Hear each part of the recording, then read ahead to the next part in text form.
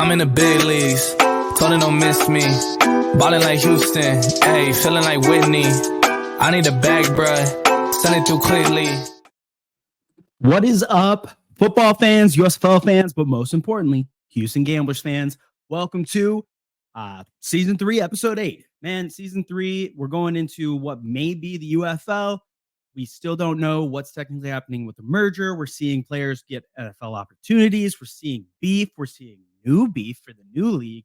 It's an incredibly exciting time right now for spring football, all over the place. Now, there's not a ton about the Gamblers, right?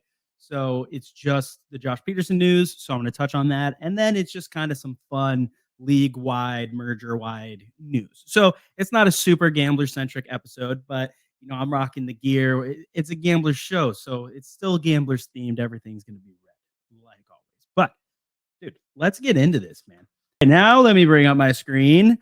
Free agent signings? The answer is no, none, nobody. I even updated the date on it, so it's December 6th, 2023. Today, the day that this drops. No signings. The last signings were still September 30th, which was Kenji Bahar and Montel Kozar. This hopefully will be ramping up soon. So, we heard last week the league is starting March 30th. We know that that's going to happen. There's some leaks where people are saying what they believe training camp is going to be, like when and how many people are going to be there.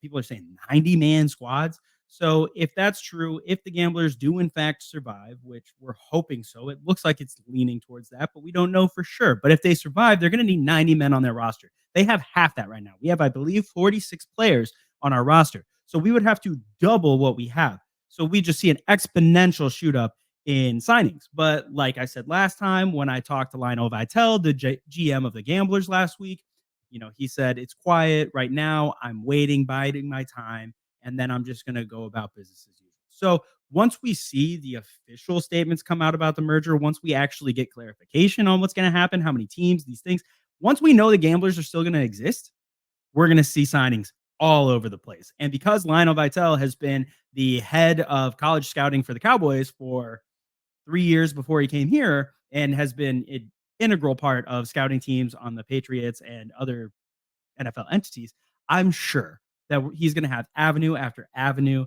for where he's getting players from. We're going to get young college talent. We're going to get, guys that are just very, very fringe NFL talent. So it's going to be really exciting. I cannot wait to see that. But for now, there's nothing. Now, moving on, though, Josh Pederson, man. Josh freaking Pederson.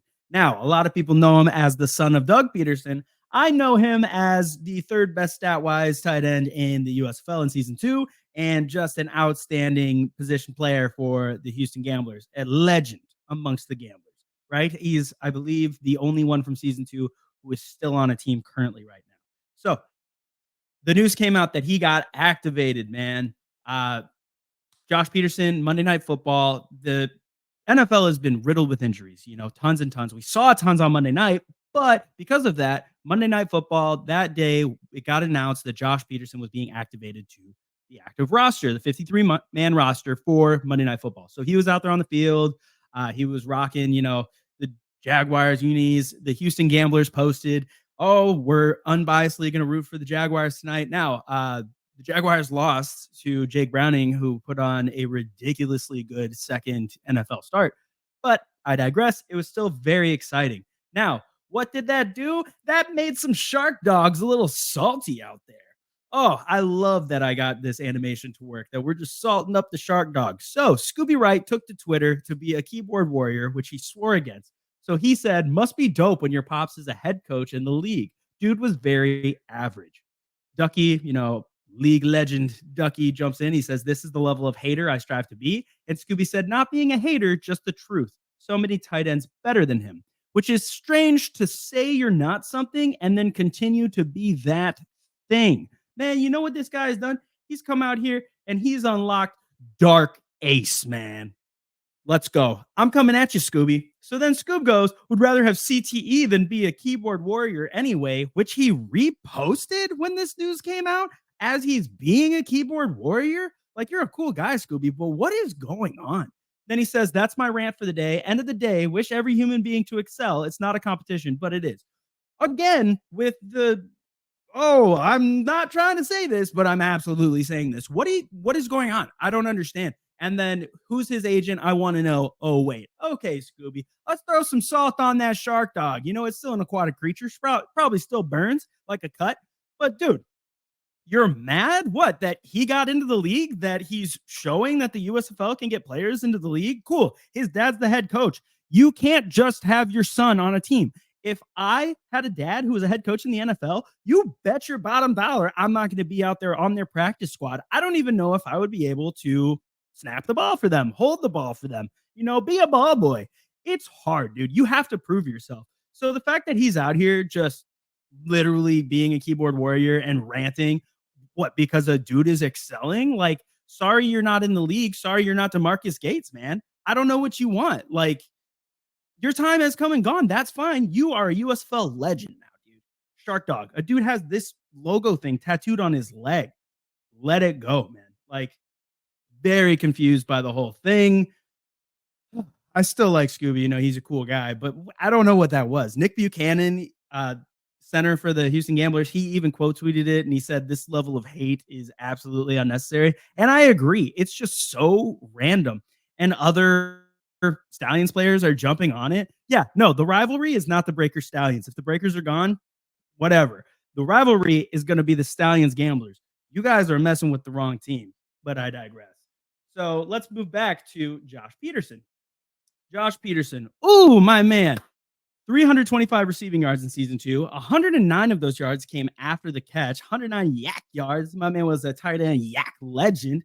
He was ranked 18th amongst all receivers. So amongst running backs, receivers, tight ends, anybody who caught a ball this season, he was 18th best of the entire league. That's a really cool stat, especially when there's only 3 tight ends in the top 25. One being Sage Surratt of the New Orleans Breakers, and 2 being Jace Sternberger from the Stallions himself. So the fact that he's, let's see, third best tight end in receiving yards, third best tight end in yak yards, narrowly beaten in yak yards by Jace Sternberger, who was mostly, like the old man Chris Carter, only caught touchdowns, right? He's not getting tons of yards. He's a touchdown guy. But I don't understand the hate. The dude was the third best tight end, hands down, in the USFL. Also a fantastic run blocker. Mark Thompson was not just getting those yards because we had a tight end out there who can catch the ball.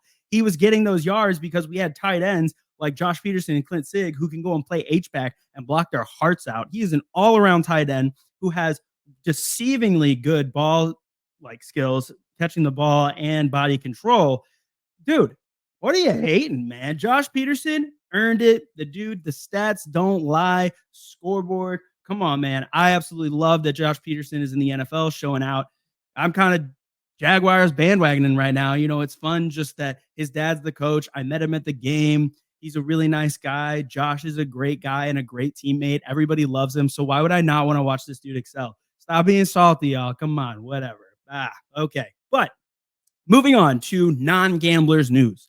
And this is quasi merger news, right? So it's our first UFL beef. So who is this beef between?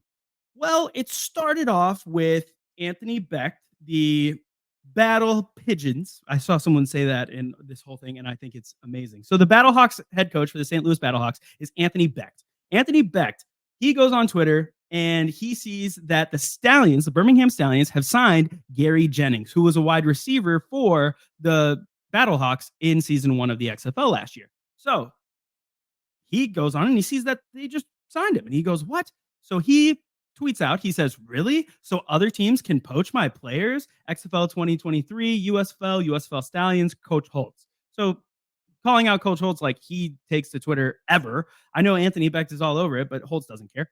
So he calls it out and he starts the beef, right? So he starts it with trying to be Coach Holtz. That does not happen. What does happen is that Zach Potter, GM of the Stallions, who is doing the signings right now, right? Dude, Coach Holtz is over. He's an offensive assistant analyst doing something with Northwestern. So he's over there in the Big Ten. He's taking care of business. He's standing on business right now. But Zach Potter comes, the man of few words. He goes, he posts just the picture of Darius Shepard from season 1 of the USFL. Darius Shepard was drafted by the Generals. Then he goes and he gets signed to the NFL during training camp to the Broncos, which then negates his contract. Then what happens is he got drafted by the Battlehawks, and the Battlehawks went and they took Darius Shepard. So they literally poached a receiver from the USFL, which I get it. His contract was up, but like that's still technically poaching, and it's still technically poaching in the way that Gary Jennings, he was in the XFL. He signed with an NFL team. His contract was over in the XFL. He never signed a letter of intent, and then he went and signed to the Stallions. So it's not really poaching. It's just that he wanted to go be on the Stallions. So it doesn't really make sense. But Zach Potter calls it out. With just a picture, he says, "You did the same thing. Don't come at me." Then Zach Potter goes, and this was just, chef's kiss. If you weren't following Zach, you didn't see this, but he went and retweeted his own post after the championship of season 2 of the USFL, saying the champs 2022-2023 with the trophy ceremony of each one. That was awesome. He just went and did that. Like, he is silently a killer out there, cold-blooded. But where Zach is a man of few words, Jace Sternberger has a full mouth. So Jace comes out and he says, and I quote, "Is he not a grown man and makes his own decisions? This is an NIL. He wasn't offered a signing bonus. Don't blame us because you can't keep them." That is crazy, dude. You have Jay Sternberger, the Texas A&M legend, attacking you. There were numerous other people absolutely coming at Anthony Becht. He opened up a can of worms. So now we think, okay, Stallions are heated, man. Stallions are on the ball about this. Then, I'm not going to read it, but you can all see what I wrote on there. Cam Eccles-Looper, who just signed, he bailed on his team, right? The Generals. He went to the New Orleans Breakers. Now, we're hearing that both of those teams might not even exist in the UFL. So he goes, first he posted the eyeballs.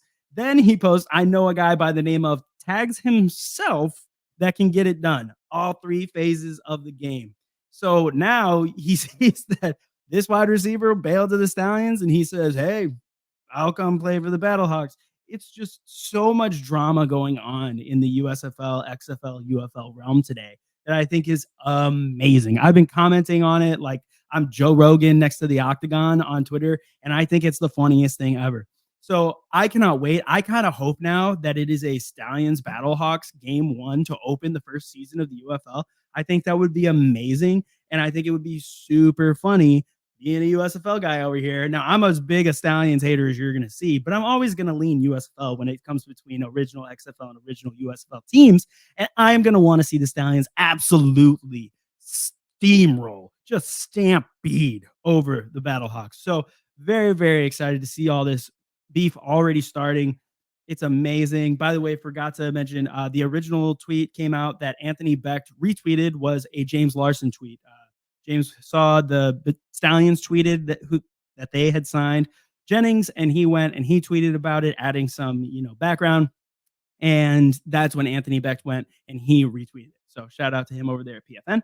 But I just think it's hilarious. This whole thing is awesome, and it's a new rivalry. We already are getting an organic rivalry in the UFL, which is very exciting because it's hard to look at, XFL, USFL, we're going to mix and match, maybe 4-4 teams, maybe more.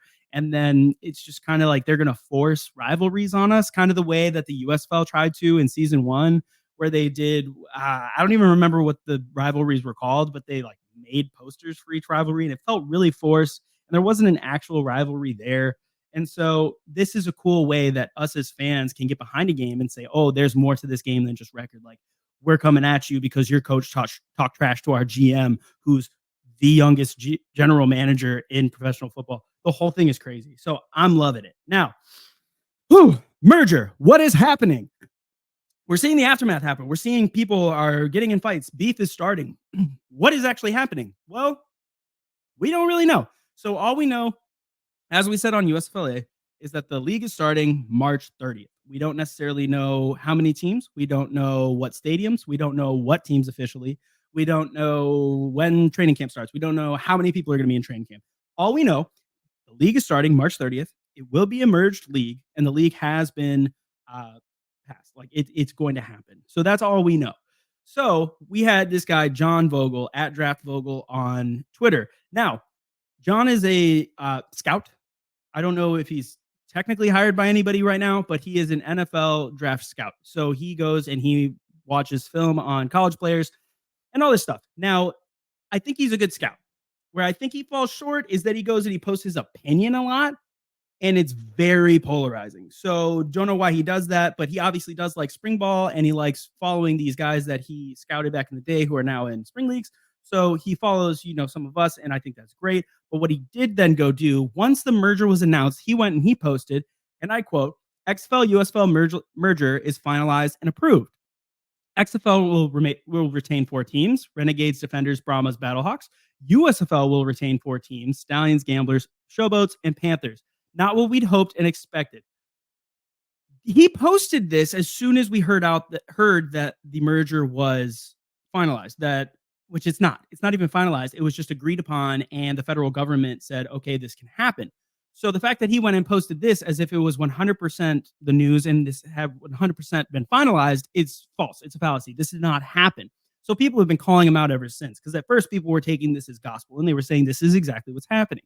Now we're hearing that it's not. So XFL, for now, on Reddit, they changed their name. XFL on Reddit, their Twitter account, went and said, "Hey, at Draft Vogel, when you're wrong about this, do you plan on apologizing for spreading inaccurate info to thousands of people?" Which I agree. We really harped on that on USFLA, that this news, this merger, getting rid of teams, this is affecting a lot of lives. A lot of lives of players, a lot of lives of coaches, a lot of lives of the people who were running media teams, the people who were running the training and working, in the training facilities, the people that were working in the facilities. It's affecting a lot of jobs. A lot of people are going to lose their jobs. So to throw out information like that, we weren't going to do it, and some people did. So he may be right, he may not. Who knows who his source is?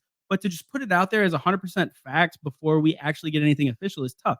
So what XFL on Reddit was referencing, they put a photo, and I blew it up here. It was NBC. The news came out that NBC is not going to be a partner of the merged league, that it's going to be Fox and it's going to be ESPN and ABC. Now, an NBC representative went and they posted about, they gave statements on what happened and why they're leaving and, details. So they said more details are expected in the not too distant future. Now, I highlighted the important part that talks about John Vogel's tweet. He said a tweet from last week identifying the 8 teams of the new league is, we're told, premature. Now, this is an actual NBC exec who's saying these things, where we have this college scout who's on Twitter just saying that he's stating fact, and then we have an NBC exec saying might be premature. And he didn't even name him, but we all knew what the tweet was. It was that tweet. So may not be right, may be wrong. So XFL on Reddit, they called him out and they said, "Are you going to apologize?" John responded in the comments and he said there was a lot that this tweet accomplished that will come out one day. What does that even mean? It's very confusing. The whole thing is strange.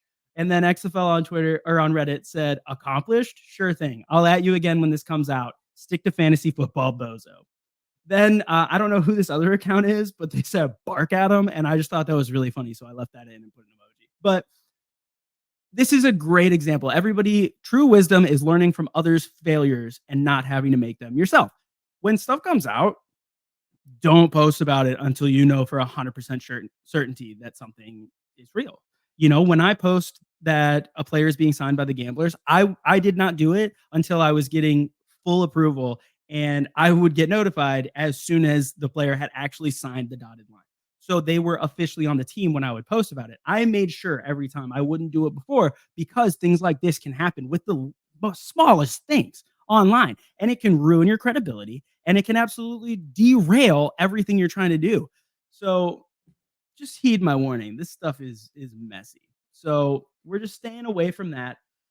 But it's been a fun day. I just thought it was so fun. I didn't even know if I was going to put an episode, just the Josh Pederson news. It's exciting. I tweeted about it, but was it worth an entire episode? I'm not totally sure, but I thought that this beef, I thought that this stuff coming out about the merger, I thought it was all really juicy, man. You know, as they say, it's the tea and I'm bringing you the hot goss or whatever. I'm a little older, but sure.